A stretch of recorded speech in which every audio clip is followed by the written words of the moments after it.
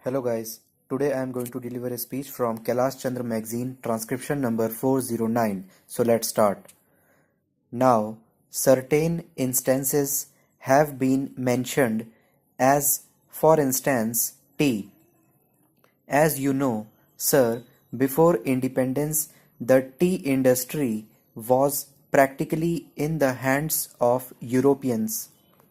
You cannot call it a monopoly because a large number of companies were owning the tea gardens.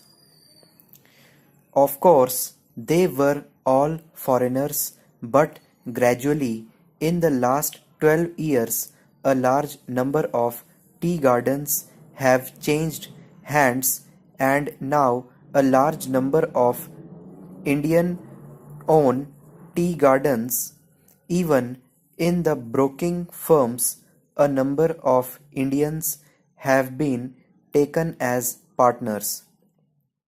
Since the tea industry was completely in the hands of Europeans before independence, the sales were mostly in the United Kingdom, and naturally the Britishers had an advantage because there the people wanted to buy and they were also the sellers here. But after the national government came into existence, we have been taking all possible steps to see that Indians get a share, and a constantly rising share, in the business of the country, and the quantum of our share is gradually increasing, and I think now in the tea trade over 80% must be in the hands of Indians. There are some very good tea gardens with them, and as a matter of fact, in the matter of quality, they are in no way inferior to the foreigners. Therefore, so far as the government policy is concerned, I do not think there is anything that can be said against it, but you cannot stop the communist members from accusing the government because that is what they will do, whether it is right or wrong. That is their monopoly, and you cannot prevent them. In fact, the policy of the government in the matter of labor legislation and other measures has been to see that the industrialists and the big businessmen do not exploit the situation, and that the labor get a fair deal. Their wages are increased, bonus is given properly. They have a living wage, a fair wage, and so on. As a matter of fact, any legislation that is introduced seeks to increase the amenities of workers, and in spite of this being so, if somebody wants to criticize, well, you cannot prevent them because they do not care for facts nor for truth.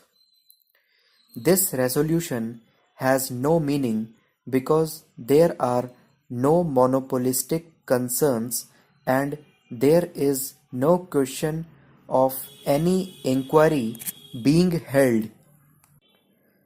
Certain statements were made about the loss of foreign exchange and profit in the sales of tea. So long as the tea business was the monopoly of the Britishers, I have no doubt that that was happening, but with the vigilance now exercised by the government, they are gradually being stopped, and I do not think that we can make that charge now. I feel, therefore, that in view of the present attitude and the laws that have been enacted and are being enacted from time to time, there is not the slightest chance of any monopoly being established, not to speak of such a monopoly, even if it exists, taking advantage or exploiting the people and the consumers. Therefore, sir, I oppose this resolution. Mr.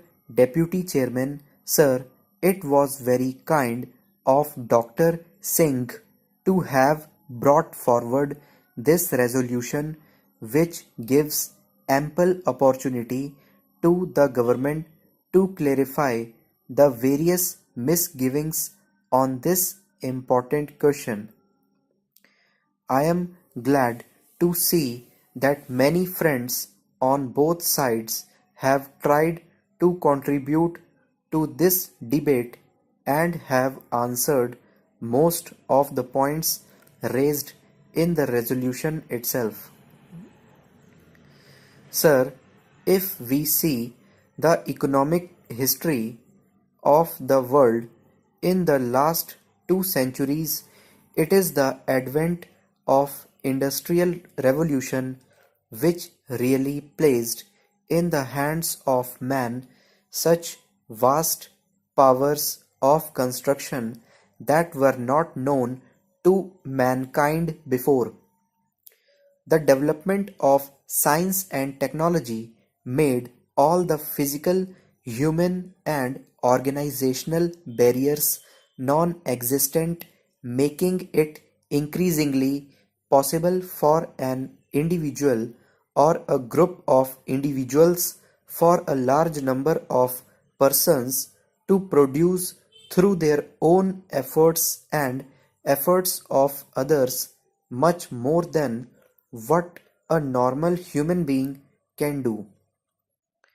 We see today that within a short span of years, man's mind has devised powerhouses, nuclear fuel, and other things where hardly a dozen may control the generation of 2 million uh, of power. That is a phenomenal growth, and this has naturally led to what Dr. Singh and many other honorable friends rightly said, a tendency for concentration of power and wealth, both economic and otherwise, into a few hands. Therefore, in the early part of the 19th century, we did see in different countries in the world a growth of a system of society where some big houses and combination of houses started to grow with a large amount of economic power, not commensurate either with their number or the social status.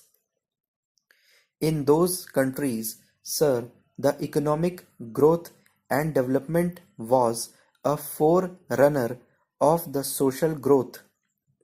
We were fortunate that we had a party in this country. तो guys ये 840 words हैं और ये 90 word पर minute की speed है. Thank you.